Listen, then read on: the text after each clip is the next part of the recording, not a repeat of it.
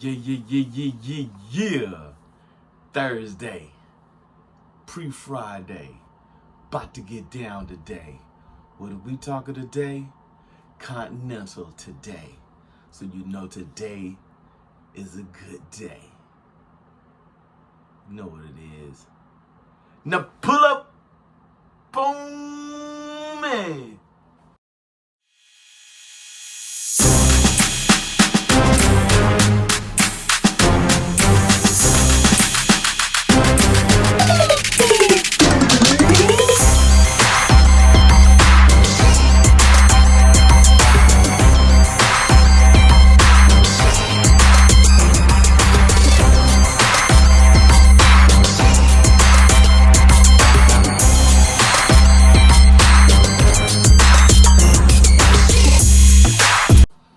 Yo, what it is, what it does, what it do, fam, what is good? How we doing on this morning? How you feeling?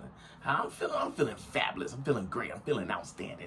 I'm feeling on top of the world. I'm feeling like I'm black on the attack and ready to get down like that. So, we are talking about the Continental. The Continental, which was on Peacock. So, if you haven't had a chance to check this out, this is my full spoiler review, kind of review about everything.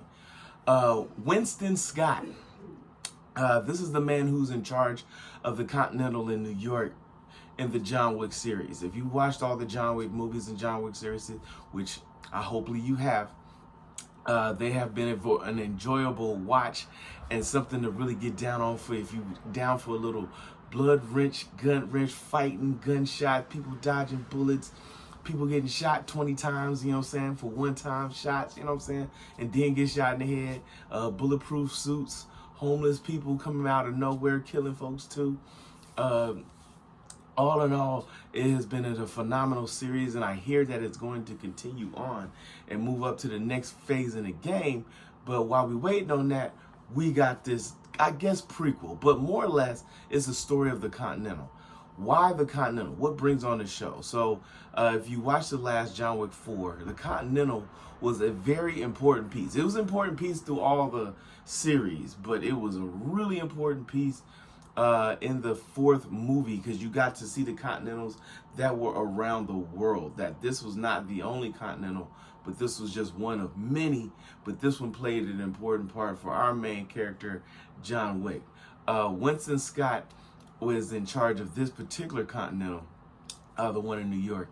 And this one is about his rise to power, his rise to becoming the head of the Continental, his rise to becoming a head in charge of everything. So you follow your character from childhood to adulthood.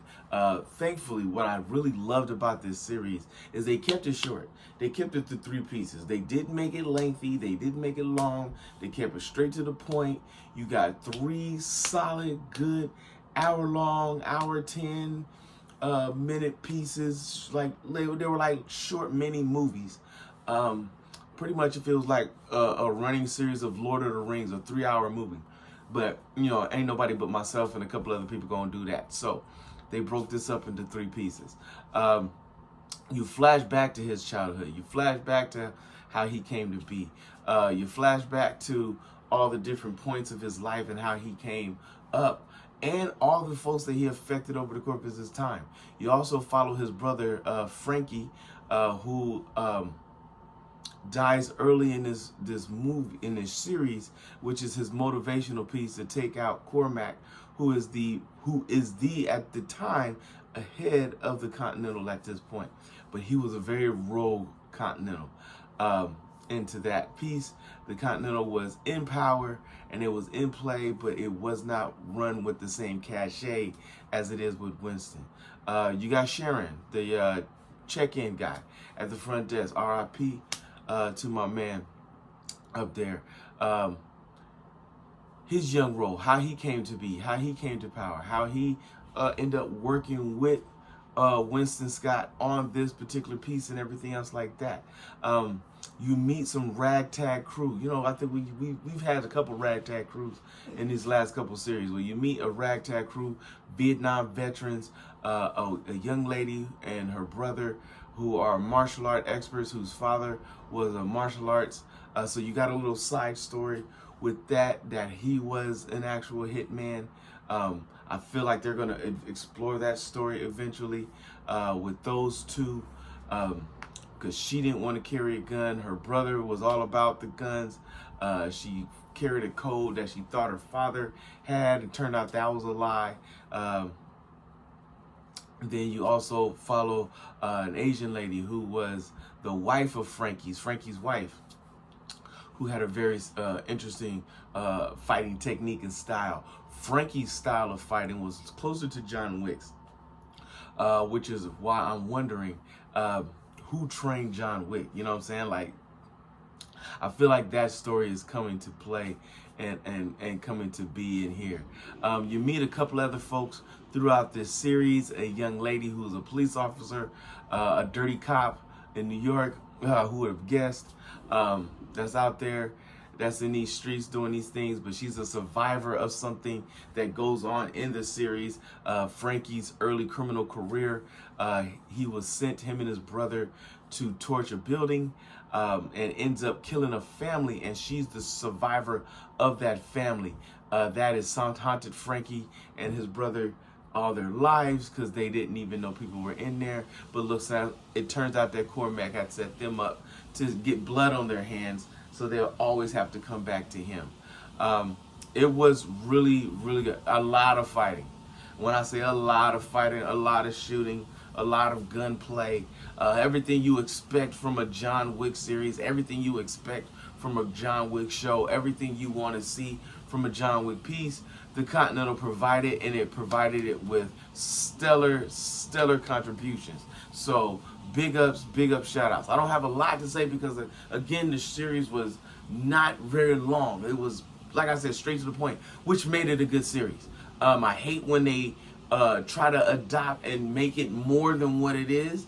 They're like, yo, this is the Continental. This is what we do. A lot of people are going to die. Here's your man sitting on the throne at the end of the series, and scene. You know what I'm saying? So we're done with that. So go check it out. Peacock is on there. All 3 episodes, full series in full effect. Yo, check to see what's going through. You know what I'm saying? Just me and the crew. You feel me?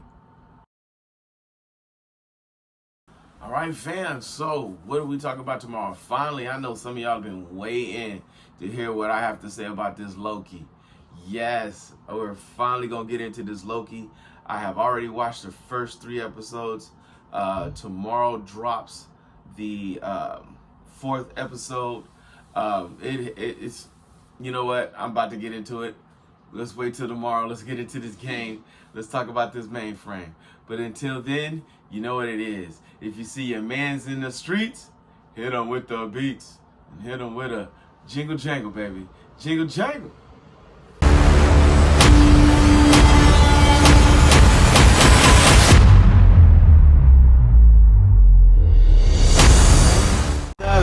It's caught in the crossfire.